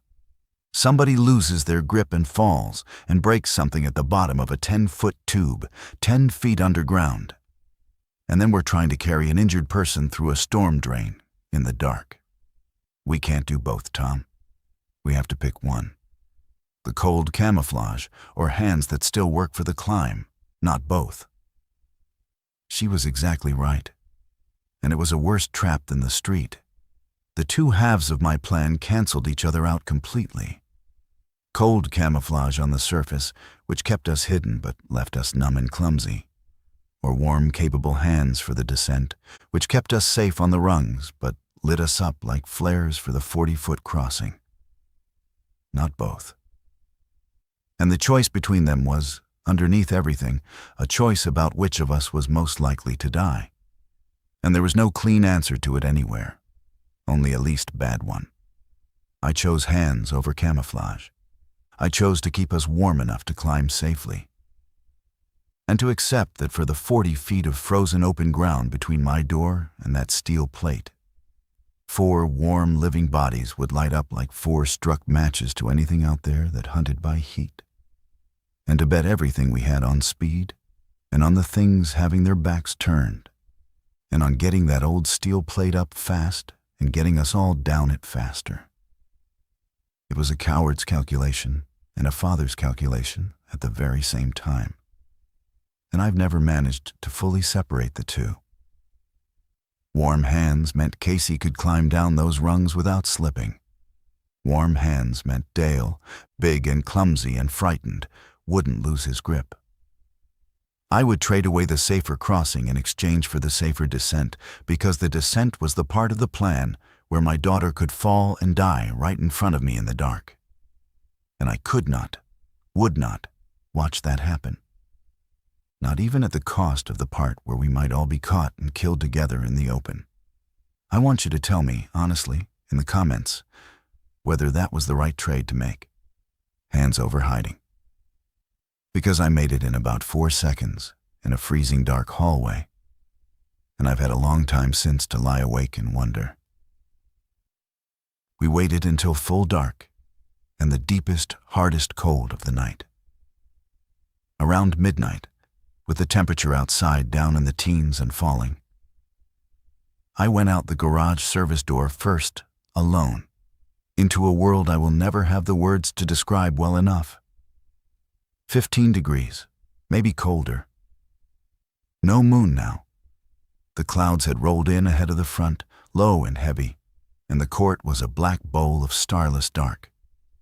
And in that dark, 3 darker shapes, still standing their spaced-out watch. I had a flat pry bar from my garage tools, a coil of clothesline rope over my shoulder, and a flashlight I did not dare turn on. And I crossed 40 feet of frozen, brittle common ground on my hands and knees. Slow, so slow, slower than I have ever made my body move in my life. Feeling for the edge of that steel plate under the dead frosted grass, with fingers I was deliberately keeping warm. While 3 things that had been my neighbors stood 30 yards off with their backs to me. I found the plate by feel, the cold steel burning my fingertips even through the gloves. I worked the chisel end of the pry bar into the slot at its edge. And steel that had not been lifted in years, that had frozen down into its seat in the cold, did not want to move. And I leaned my whole weight on the bar. And when the plate finally broke free of its seat, it did so with a long, grinding shriek of frozen metal on metal that tore across that silent, frozen court like a gunshot. All 3 things turned at once. I didn't look at them. I heaved the heavy plate aside onto the grass, and I waved my whole arm back at the garage service door, the signal we'd agreed on. And I saw the door open, and 3 dark shapes detach from it, and start across the open ground toward me, low and fast. As the 3 things out in the court started toward all of us at the same moment. And now there was no plan left, no cleverness, only a race. Warm, living bodies against the dark. 40 feet for my family, 30 yards for the things. And the only mercy left anywhere in the geometry of it was that we'd started closer to the hole than they had. Casey reached me first, sliding the last few feet on her knees. I had her by the arms, and I put her straight into the open shaft, guiding her feet to the top rung, her face a pale smear in the dark. And I said, "Go, go, don't stop, don't wait for anyone, just go down." And she went, down into the sound of the water below. Rachel next, fast, all economy, a nurse's clean, efficient motion, into the hole, and gone. Dale last, big, slow, terrified Dale. He got one leg over the lip and into the shaft, and then he froze, his eyes fixed on something past my shoulder. And I turned and saw that the nearest thing had crossed half the court already. Fast now, terribly fast. The slow, patient walk gone entirely, replaced by something low and scrambling, and quick that came on all 4s and 2 like a sprinting dog. "Dale, down, now." I had him by the collar, hauling. He went too fast and with his weight all wrong. And I heard him hit a rung hard and grunt and curse and keep going down into the dark. I swung my own legs into the shaft and got my feet onto the top rung as the first thing reached the open plate. I looked up, once, from 4 feet down inside the shaft, and I saw Linda Henderson's face above me, framed against the black sky. The apron, the ruined dark mouth, and her hand came down into the shaft after me, fast, and her cold fingers closed on the hood of my coat and hauled. I let go of the rungs. I dropped the last 6 feet straight down into freezing black water, with her fingers still tearing at my hood, ripping it half off.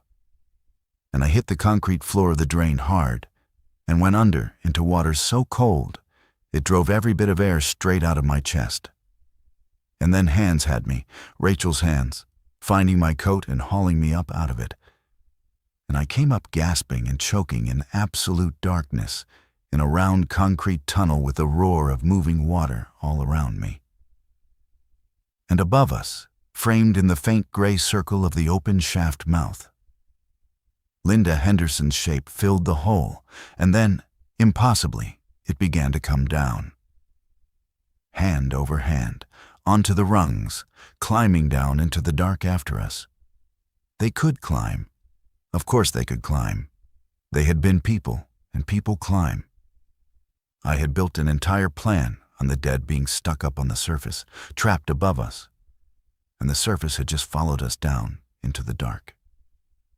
"Move," I got out, my voice a ruin. "Downstream, toward the pond. The water's flowing that way. Follow it. Move, move, move." We ran through the storm drain in the absolute dark, bent double under the low concrete ceiling, the freezing water past our shins and dragging at our legs. And now my flashlight was on. The red filter long since torn away in the water, the white beam jerking wildly over wet, curving concrete walls and over Casey's back just ahead of me. And behind us, echoing and multiplying in the round pipe until it seemed to come from everywhere at once, the splashing. And then the wet, flat tearing sound, starting up again, rising, gaining. And then, ahead of us, lights. Real lights. White and steady and electric, and voices, real human voices, shouting words.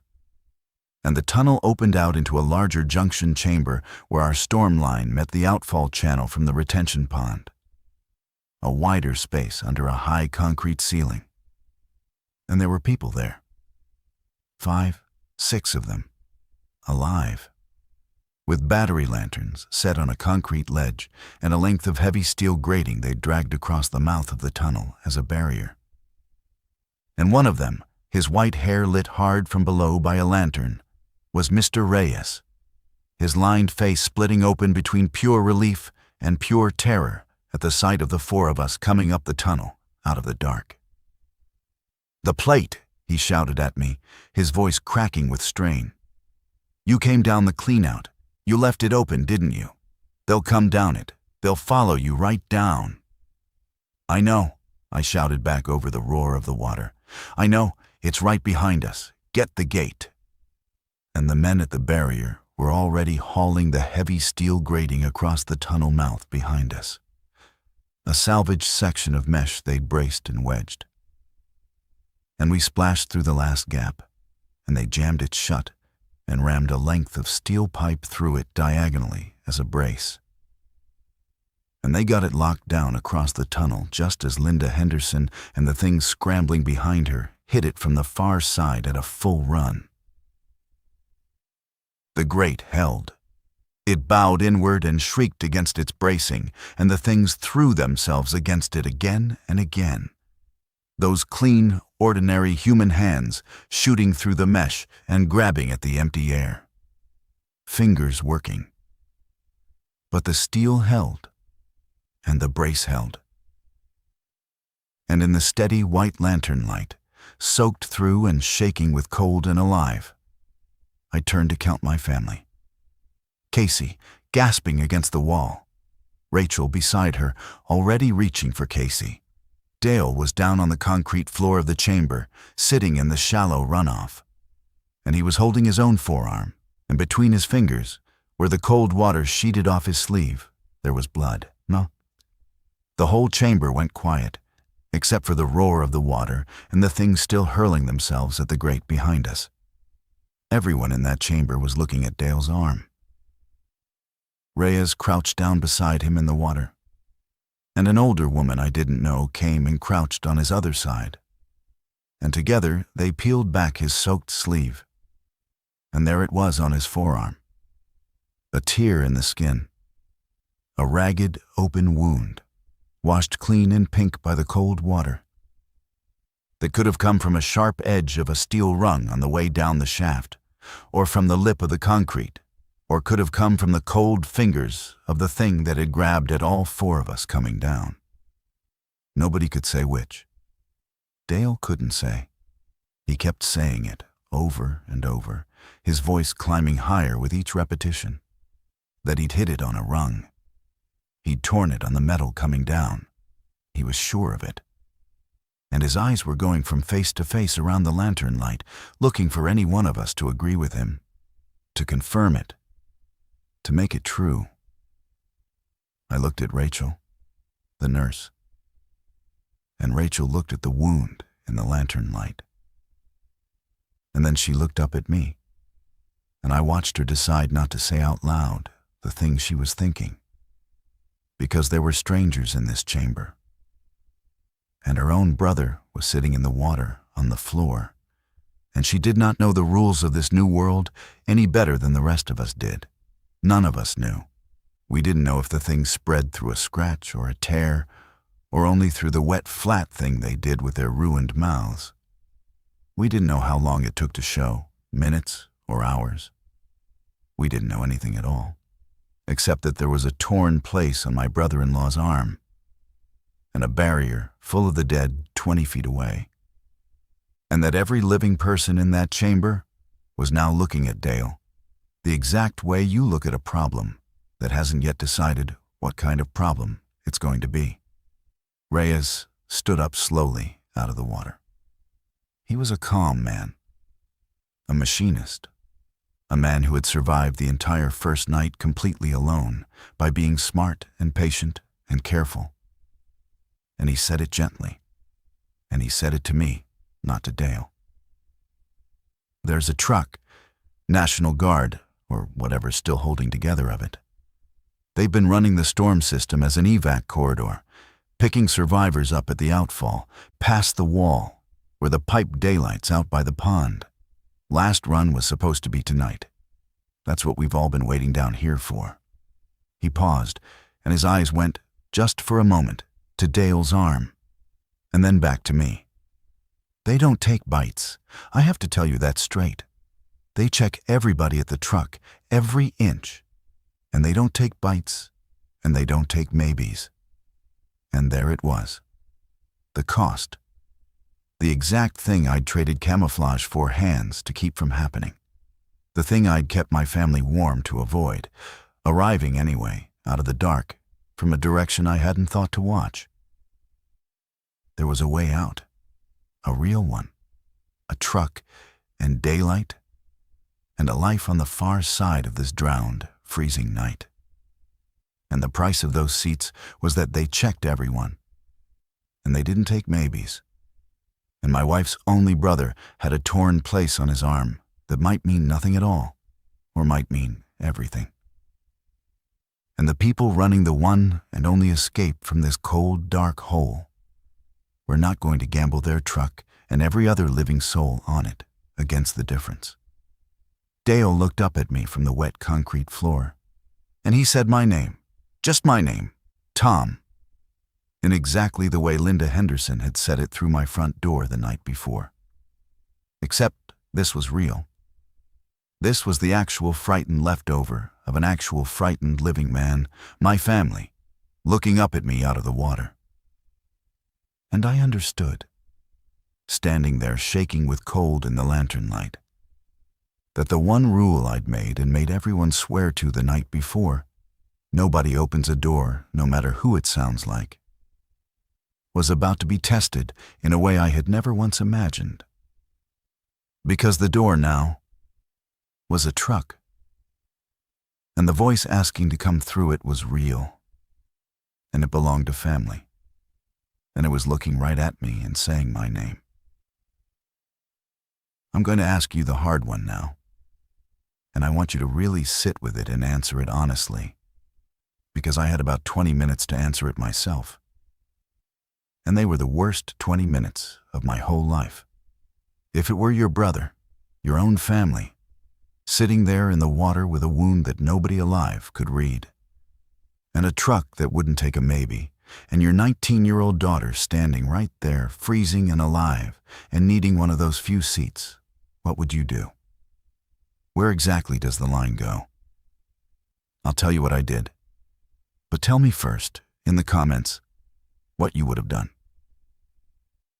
The truck was an hour out. Reyes had a radio, a real one, military, that one of the others had carried down into the drain. A blocky green handset, tassate, and it crackled and hissed, and then came alive, with a man's flat, tired voice, confirming a pickup at the outfall at 0200 hours, room for 6, no exceptions on bites. Have your group staged at the outfall and warm enough to move on arrival. 6. There were 11 of us now in that chamber. My 4 and Reyes and the 5 others who'd come down before us. 6 seats and 11 people. The math of the entire night, the ugly, impossible arithmetic of who lives and who you trade away, had finally come all the way down to its hardest, purest form. And it was sitting right there in front of me, on a wet concrete floor, holding its own arm.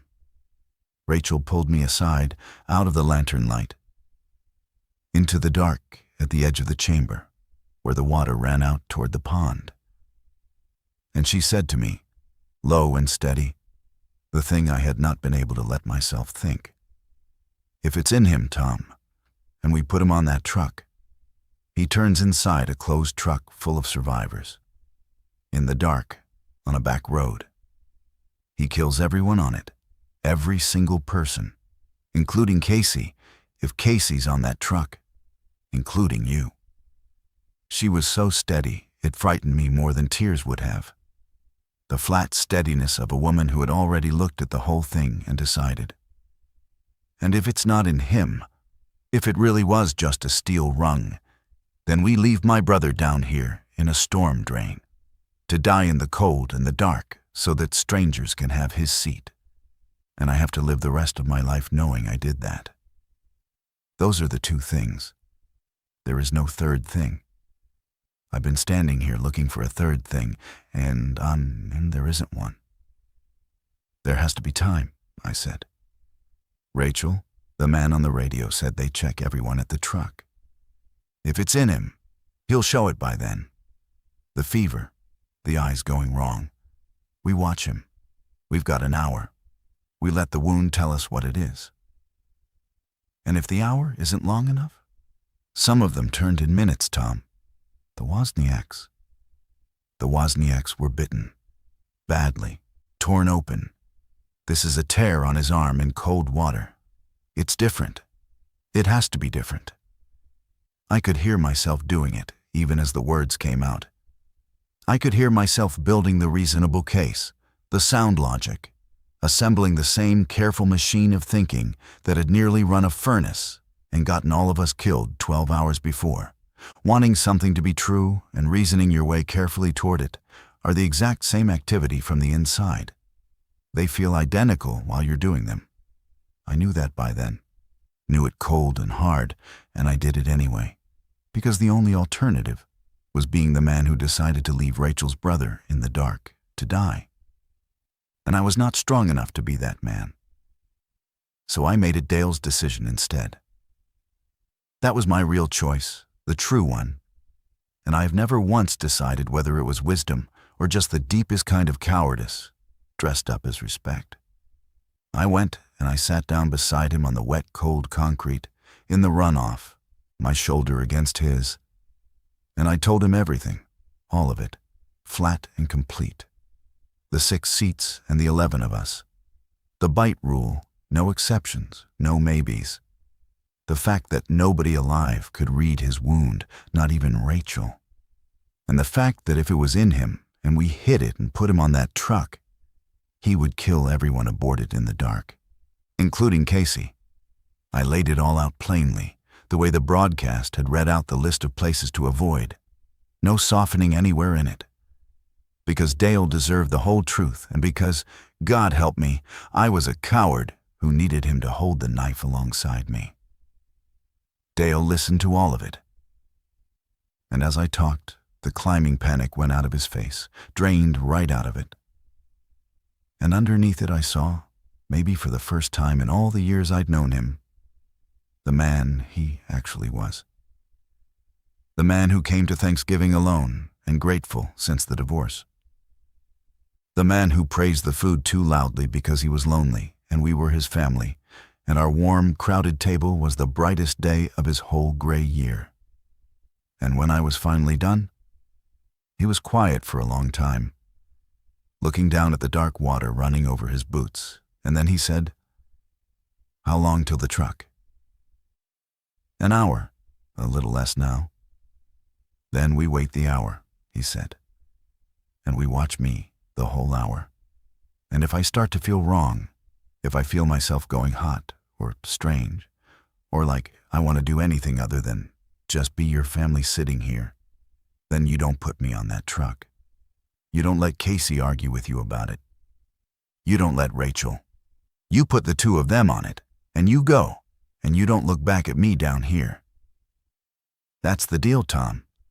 I'd 100 times rather be a man who decided this for himself than a thing that got decided about. I have known a great many people across 48 years of life.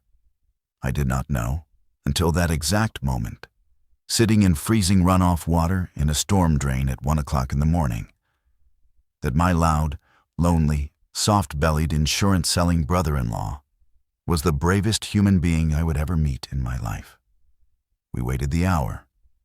It was the longest hour of a night that had been made of nothing but long hours. We kept Dale a little apart from the rest, at the edge of the group near the lantern. And Rachel checked him every few minutes, his pulse at the wrist, his pupils with the flashlight, the color of the skin spreading around the torn edges of the wound. The 5 strangers watched from across the chamber, the lanterns between us and them. And I understood without anyone saying a word that they had already decided too. That if Dale turned, they would do whatever they had to do, fast. And that the only reason on earth they were letting that hour run at all was Reyes, who stood squarely in the middle of the chamber between us and them with his arms crossed and his machinist's calm, and said, more than once into the silence, "He gets his hour." The man asked for his hour like a man. He gets it, we all wait. The things still threw themselves against the steel grate behind us, but the grate held, and the brace held. And after a while, they stopped. And the silence of them stopping was somehow worse than the noise, because it meant they were doing the still patient waiting thing again, standing massed in the tunnel just on the other side of the steel, listening. And I knew with total certainty that whatever else happened that night, we were never going back up the way we'd come down. At 01:50, the green radio crackled again on the ledge. "Truck inbound, 10 minutes out. Stage your group at the outfall now." And Dale was fine. No fever. His pulse was high but steady, a frightened man's pulse, not a turning thing's. His pupils tracked the flashlight evenly. The skin around the wound was angry and raw, but it was the ordinary angry red of any cut washed in filthy cold water, not the black spidering threads that the others described from people they'd watched turn in the hours before. Rachel checked him one final time, slow and careful, her cold fingers on his wrist and her face close to the wound in the lantern light. And then she sat back on her heels and looked up at me. And for the first time in many hours, something deep in her face came unclenched. And she said very low, just to me, It was a rung, Tom. I think it was a rung. I think my brother is okay. I want to be able to tell you that was the end of it. That the 11 of us simply walked down to the outfall together and stood in the cold. And the truck came, and we climbed aboard, 6 of us, into the warm dark of it, and rolled away from Marigold Court and the Standing Dead and the longest Thanksgiving night of our lives. But there were 11 of us, and 6 seats. And the whole hour we'd just spent watching Dale's arm was an hour nobody had spent solving the only other problem in that chamber. We made our way down the tunnel toward the outfall, away from the grate, away from the massed, silent things behind it. The whole group of us wading through the freezing runoff with the lanterns held high. And where the storm line finally opened out into the big concrete mouth of the outfall at the back of the retention pond, past the development's perimeter wall, out under the low, heavy clouds of the open winter night. We climbed up onto the silt shelf at the lip of it, and we waited. And after a few minutes, we heard it. The diesel. Heavy and rough and beautiful, the most beautiful sound in the world. The truck was a 2.5, an old military 6-wheeler, with a man up top working a mounted spotlight and 2 more standing at the lowered tailgate with rifles, and a sergeant who climbed down into the frozen mud at the edge of the pond with a flashlight and a face that was hard and gray and bone-tired beyond anything I'd ever seen on a living person. He swept the light across us and counted out loud, 11. And then he said the thing every one of us had known in our guts was coming since the radio first said the number. 6. I've got 6 spots and a hard 60-second window before I roll this truck whether you're on it or not. Sort it out among yourselves. Now. Nobody moved. 11 people standing in the freezing mud at the edge of a black pond under a black sky, 6 seats and a clock running. And then Mr. Reyes stepped forward into the white wash of the truck's spotlight, his white hair lit up. And he said to the sergeant, loud and clear so that all of us could hear it, I'm 73 years old and this is my neighborhood, and I've already lived more of my life than any of these young people. I'm staying. That's 1 seat freed up. Don't argue with me, son. And the older woman who'd helped Rachel with Dale's arm in the chamber, who I learned only later had been Reyes' own neighbor of 30 years, and had lost every other person in her life to that single night, stepped up beside him in the mud and took his weathered hand in hers and said simply, 2. I will not pretend to you that I was that brave. I will not stand here and tell you that I stepped up and offered my own seat. I had a daughter and a wife and a brother-in-law whose arm had turned out to be nothing but a torn arm after all. And every animal part of me wanted all 4 of them and myself on that truck, and the cruel arithmetic be damned. But 2 of the 5 strangers had small children with them, 2 little ones who'd been so silent and so still in the chamber that I'd barely registered them. And that was 4 seats spoken for. And with Reyes and his neighbor staying behind, the count came down to exactly 6 for the rest of us. And for one shining moment, standing in that frozen mud, it seemed like the terrible arithmetic had somehow, mercifully, solved itself. And we were all going to live. Except it hadn't. Not quite. Because as we started to move toward the lowered tailgate, one of the remaining strangers, a young man, maybe 25, who had been completely silent the entire time down in the chamber, who had kept to the shadows at the back, suddenly broke and bolted for the truck out of turn, shoving ahead of the small children, scrambling to climb up first, and in the chaos of it, the shouting and the sergeant's bark and the spotlight swinging around. The young man's jacket sleeve rode up his arm, and there on the side of his neck, where it met his shoulder, dark and spidering, and absolutely unmistakable in the hard white spotlight, was the bite he had been hiding under that collar the entire time. The rifles came up, The sergeant shouted a word I didn't catch, and in the chaos and the light and the noise, I did the only thing my body knew how to do without asking my mind first, which was put myself bodily between that and my daughter. I shoved Casey up and over the tailgate into the dark interior of the truck, and Rachel up after her, and Dale up after Rachel, and I turned around to climb up last myself. And the young man with the bite, cornered and panicking and already changing, his eyes gone wrong and wet and flat in the spotlight, lunged, not at me, at the open tailgate, at the warm, living bodies of my family just inside it. I caught him. I am not a brave man. I told you that at the very start, before any of the rest of it, and I meant it. But I caught him, both my arms locked around him from behind, a stranger I had known for 2 hours.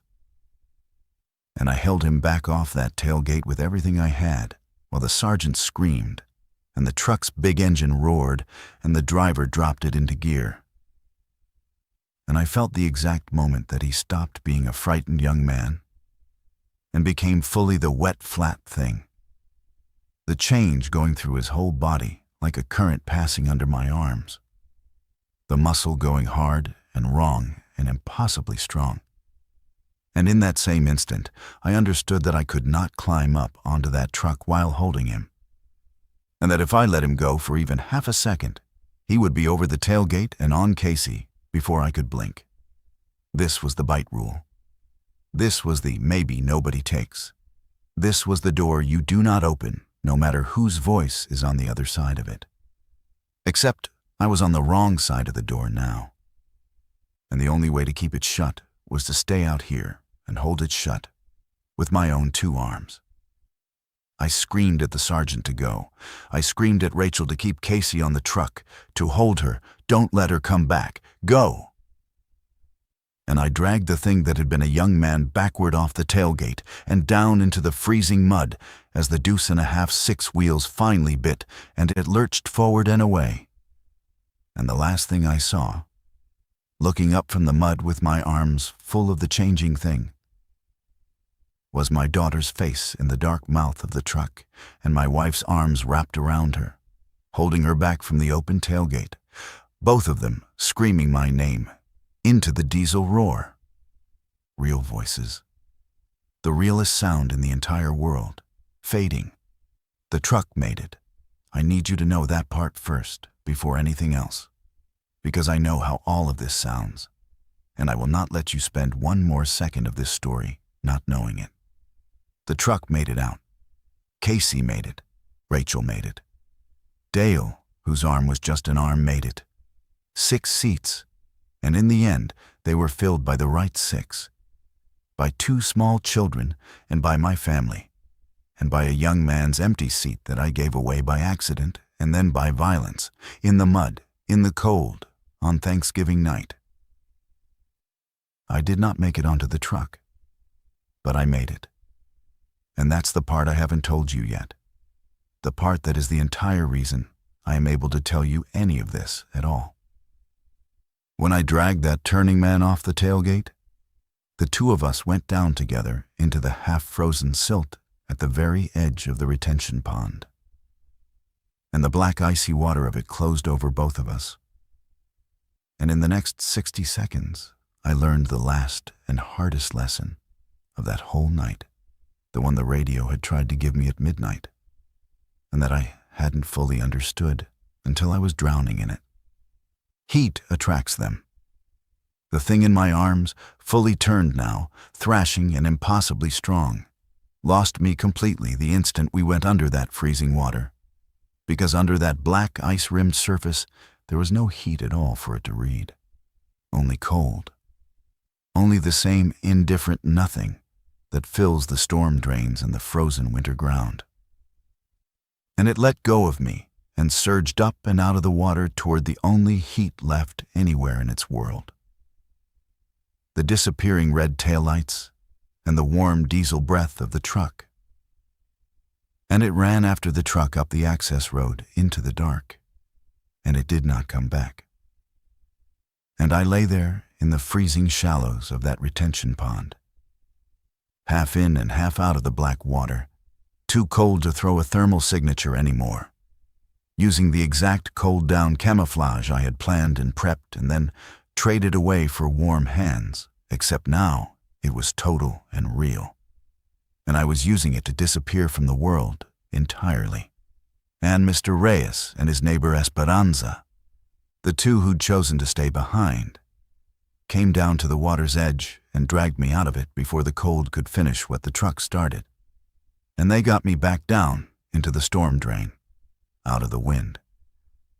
Because the storm drain, with its constant moving water and its cold concrete and its complete absence of heat, was the one single place in the entire dead world where the things could not read a living man. That was 4 months ago. We're still down here, the three of us, Reyes and Esperanza and me, in a dry maintenance chamber off the main line, a space where the city used to store equipment, with a heavy steel door we can bar from the inside and a hatch that comes up outside the perimeter wall, and a route through the pipes to the pond for water, and a thing that Reyes built out of a hand crank and a salvaged car battery, and 40 years of knowing exactly how machines fit together. We move only at night, only in the deep cold, and we never, ever make heat. The things still stand in the streets above us, patient, listening, fewer now than they were, because even the dead need something to keep them going, and there is less and less of it up there with every passing week. I have a radio. Reyes built it for me, out of parts, the way he builds everything. And 3 weeks ago, late at night, with the antenna run part way up the clean-out shaft, the same shaft I left open that almost killed us all, and turned out to be the only way down to the only safe place left in the world. I heard a voice come through the static that I would know in any world, on any frequency, through any amount of noise. My wife's voice. They made it. To a relocation center 200 miles to the north, all three of them, Rachel and Casey and Dale. And they're alive. And they think I'm dead. Because the last thing any living person saw of me was a man going under the black water of a retention pond with a turn thing locked in his arms. And I have not yet been able to push my own small signal far enough to reach them and tell them otherwise. But I'm getting closer. Reyes thinks that with one more cold, clear night and a better antenna run all the way up the clean-out shaft to the surface, we might just punch the signal through far enough to be heard 200 miles north. So that's what I'm doing tonight. That's what all of this has been. Reyes is up the shaft in the dark right now, in 15-degree cold, running wire by feel with his bare, clever hands, while Esperanza watches the grate and listens. And I'm down here in the chamber, keeping the signal warm, and telling this the only way I know how to tell it, in case the antenna works, in case the words travel, in case somewhere 200 miles to the north, a school nurse and a college girl and a brave, lonely man who survived a scratch on his arm are sitting close to a radio in a warm, safe room, listening to the static, the way I'd be listening if I were them. If you can hear me, if any part of this reaches you, I'm not dead. I'm under the street. The turkey was still warm when it all started, and I've been cold ever since. In every way a man can be cold, but I am not dead. And I'm coming. It just turns out that the way home runs underground now, in the dark, through the cold concrete where there is no heat left to give a living man away. And it's slow, and it's cold, and I'm coming. Stay near the radio. I'm coming home.